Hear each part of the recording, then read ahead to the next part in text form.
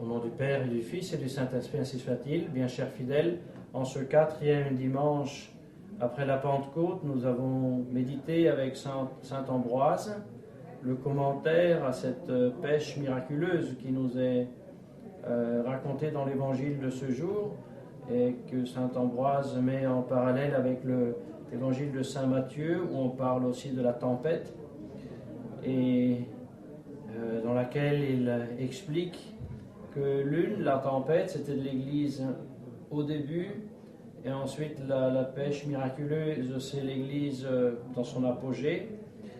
Et ce changement correspond non pas à une Église qui change, mais aux apôtres qui ont changé, qui étaient douteux dans la foi au début et qui étaient dans la perfecta dilectio, dans la parfaite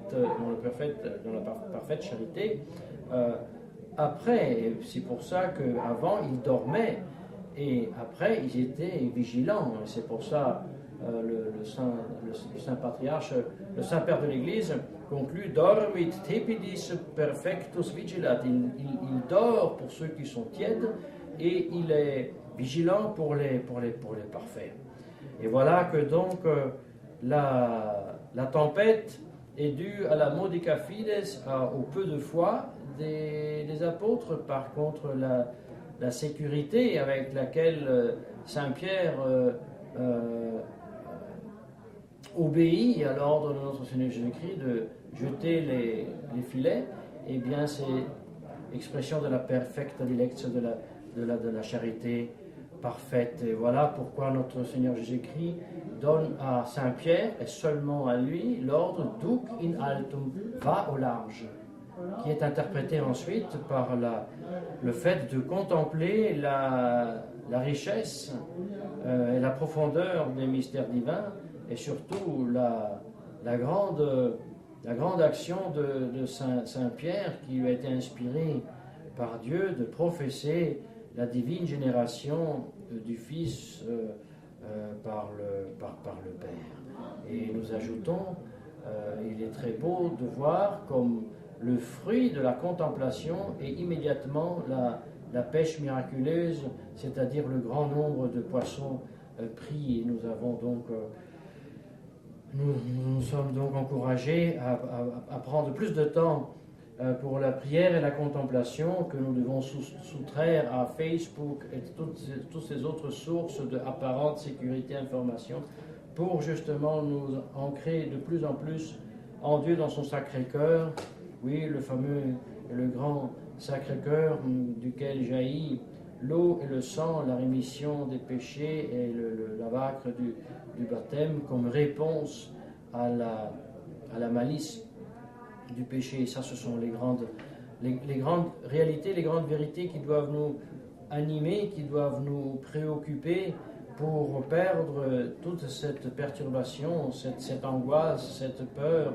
de ce qui se passe. Voilà que Saint Bernard ensuite dit: quand je suis tempré dans ce cœur Sacré-Cœur de Jésus, rien ne peut me faire peur, ni si le monde me presse, si le corps me fait souffrir, et même, dit Saint Bernard, si une armée entière m'entourait pour me tuer, et si je suis indiqué, si je suis ancré, si je suis ferme dans la foi, dans l'espérance de la charité, fixé dans le Sacré-Cœur de Jésus, rien ne peut me faire peur. Chers fidèles, c'est ceci que nous avions contemplé ensemble, mais aujourd'hui j'ai à cœur de vous parler rapidement d'autre chose. Il s'agit du fameux thème de la situation actuelle de l'Église et de la non-Église, de la contre-Église. Le fait que justement l'Église conciliaire, l'Église soi-disant officielle, ne fait plus part du corps visible de l'Église. Elle s'est séparée du corps visible de l'Église. Et alors, pour argumenter pour démontrer cette mystérieuse mais non moins vraie réalité. Nous avions parlé nous avions cité le droit canon, le fameux droit canon 180.4, dans lequel justement on dit quiconque défaille de la foi publiquement, quiconque fait partie bien sûr de l'Église enseignante, perd sa charge. Et le grand commentaire de Wärtsilä ajoute et commente de façon avec beaucoup d'autorité, commente qu'il n'est pas nécessaire que l'Église fasse une quelconque déclaration pour cela. Ante ullam declarationem, avant toute prise de position de qui que ce soit dans l'Église, celui qui fait partie de l'Église enseignante et qui enseigne une autre foi et qui perd la foi ou qui défaille de la foi catholique, perd ipso facto par le fait même sa charge. Alors là, bien sûr, les objections, eh bien, elles soient bienvenues, les objections, parce que les objections n'empêchent pas la vérité d'être vraie et au contraire, elles la mettent encore plus en lumière. Alors la grande objection, c'était « vous ne pouvez pas dire cela ». Parce que pour dire qu'un pape est hérétique, il faut un jugement d'un tribunal ecclésiastique qui le condamne comme hérésiarque, formel, c'est-à-dire donc qui avec pertinacité, malgré toutes les admonitions, persévère dans l'erreur et pour cela est donc condamné. Or, très justement, le pape ne peut pas être condamné par personne, donc le pape ne peut jamais être hérétique. Le grand argument, l'objection. À dire le vrai, une objection assez facile à écarter, c'est très facile à répondre à cette objection, tellement facile qu'on a presque bien le doute qu'elle soit vraiment faite, ces objections, en bonne foi. On a presque l'impression qu'elles soient faites en mauvaise foi, mais passons.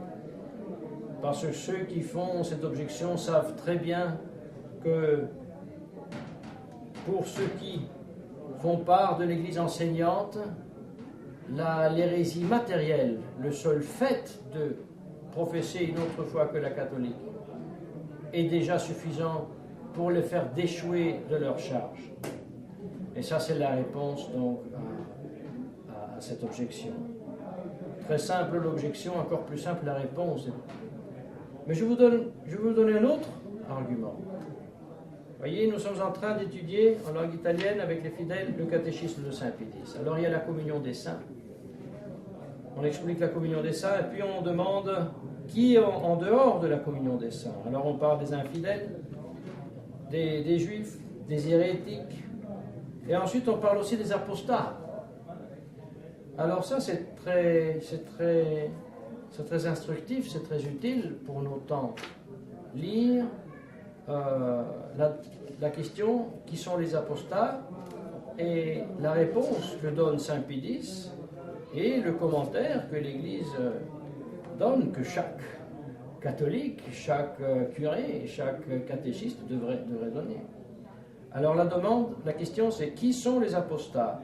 Réponse: les apostats sont les baptisés qui renient avec un acte externe la foi catholique déjà professée. Il faut quelqu'un qui soit baptisé, qui professait la foi catholique et qui renie par un acte externe la foi. Certainement, vous trouverez dans tous les catéchismes catholiques, allons sur le sûr, prenons un catéchisme d'avant le concile, eh bien, l'apostasie est un péché gravissime qui sépare de l'Église, de la communion des saints, et prive de la possibilité du salut. Je pense que c'est très clair. C'est l'acte externe même du reniement de la foi catholique qui sépare de l'Église et prive de la communion des saints, de la possibilité du salut. À la différence, rappelons bien, question 127, qui sont les hérétiques? L'hérétique formel, c'est-à-dire dans le sens strict et propre du terme, est le baptisé qui refuse avec obstination de se soumettre à l'enseignement et au jugement de l'Église et vient de cette Église même condamné et expulsé de son sein. L'hérétique formel n'appartient plus à l'Église, ne participe pas à la communion des saints, ne peut pas se sauver. Vous voyez la différence? Quelle est la grande différence entre l'hérétique formel, celui donc qui est obstiné, qui est condamné, expulsé, et l'apostat? L'hérétique formel peut être aussi le professeur, l'évêque qui enseigne, mais plus ou moins en privé. Le monde ne le sait pas. Alors, on le cite à un tribunal, mais tu as dit ceci, mais tu es sûr d'avoir dit cela, mais es-tu sûr vraiment de nier le dogme, je ne sais pas, de la virginité de la Sainte Vierge Marie? Alors, ici et ici et ici, tu as écrit, tu as dit cette chose, es-tu sûr que tu dis ça? Oui. Sache que c'est faux, tu dois rétracter. Je ne rétracte pas. Après 3 mois de nouveau, condamnation. Alors, l'hérésie formelle a besoin du tribunal ecclésiastique pour être portée à la lumière et pour avoir la certitude que ce pauvre hérétique renie avec obstination la vérité. Ce n'est pas le cas de l'apostasie. L'apostasie est un acte externe, public, qui sépare de l'Église. Or, rappelons-nous, qu'avons-nous fait ces dernières décennies en fraternité, depuis les conciles jusqu'à Assise, la première Assise, 83, oui. Nous avons toujours parlé de l'apostasie. Le livre sur le concile, du libéralisme à l'apostasie. Assise 1, 2 et 3, apostasie. Nous avons toujours parlé de l'apostasie publique, du reniement public de la foi. Le concile, la liberté religieuse, l'écuménisme, des reniements, des négations pratiques de la foi, la liberté religieuse, le reniement pratique de la foi. N'est-ce pas ça, apostasie, comme nous l'avons toujours dit? Avons-nous besoin d'aller faire des grandes disputations entre différences, entre hérésie matérielle et formelle? Bien que ce soit très utile, bien que c'est vrai que justement l'hérésie matérielle dont est affecté un membre de l'Église enseignante l'exclut du corps de l'Église, le sépare de l'Église, n'est plus membre de l'Église et par le même lui fait perdre sa charge.